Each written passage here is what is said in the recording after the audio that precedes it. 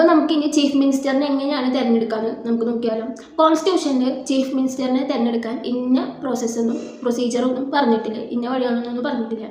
ആകെ പറഞ്ഞത് ആർട്ടിക്കിൾ 164 പ്രകാരം ഗവർണറാണ് ചീഫ് മിനിസ്റ്ററിനെ അപ്പോയിൻറ്റ് ചെയ്യുക എന്നാണ് ആകെ കോൺസ്റ്റിറ്റ്യൂഷനിൽ പറഞ്ഞിരുന്നത്.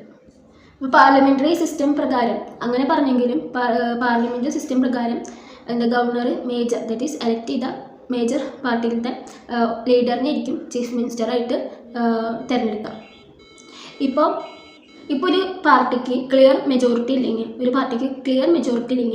ലാർജസ്റ്റ് പാർട്ടി, വലിയ പാർട്ടിയിലത്തെ അല്ലെങ്കിൽ കൊളീഷൻ ഗവൺമെൻറ്റിലത്തെ ലീഡറിനെ ആയിരിക്കും ചീഫ് മിനിസ്റ്ററായിട്ട് ഗവർണർ അപ്പോയിൻറ്റ് ചെയ്യുക. ഇൻ കേസ് ഇപ്പോൾ ചീഫ് മിനിസ്റ്റർ ആ പോസ്റ്റിൽ നിന്ന് മരിച്ചു പോകാന്ന് വെച്ചാൽ ഗവർണർക്ക് ഇൻഡിവിജ്വൽ ജഡ്ജ്മെൻറ്റ് എടുക്കാനുള്ള ഡിസ്ക്രിപ്ഷൻ കോൺസ്റ്റിറ്റ്യൂഷൻ നൽകുന്നുണ്ട്. പക്ഷേ അങ്ങനെയല്ല അവിടെ സംഭവിക്കുക. പാർട്ടി വേറൊരു ലീഡറെ സെലക്ട് ചെയ്തിട്ട് ആ ലീഡറിനെയാണ് ഗവർണർ അപ്പോയിൻറ്റ് ചെയ്യുക. മിനിസ്റ്റർ അവൻ ലെജിസ്ലേറ്റീവ് ഇലക്ഷനിൽ നിന്ന് മത്സരിക്കണമെന്നൊന്നുമില്ല. ഇപ്പോൾ നമുക്ക് MP ആയാലും CM ആയിട്ട് അപ്പോയിൻറ്റ് ചെയ്യാം. പക്ഷേ വിത്തിൻ 6 months ആൾ സ്റ്റേറ്റ് ലെജിസ്ലേറ്റീവ് അസംബ്ലിയിൽ എലക്ട് ചെയ്തിരിക്കണം. എലക്ട് ചെയ്തില്ലെങ്കിൽ ആൾ ഫെയിലായാൽ ആ ഒരു പോസ്റ്റ് സീസാവും, നിൽക്കും. അപ്പോൾ ഇത്ര മാത്രമാണ് പറയാനുള്ളത്. അപ്പോൾ ഈ ഒരു വീഡിയോ ഉപകാരപ്രദമായിട്ട് തോന്നുക വെച്ചാൽ നിങ്ങൾ ലൈക്ക് ചെയ്തും സബ്സ്ക്രൈബ് ചെയ്തും സപ്പോർട്ട് ചെയ്യട്ടോ.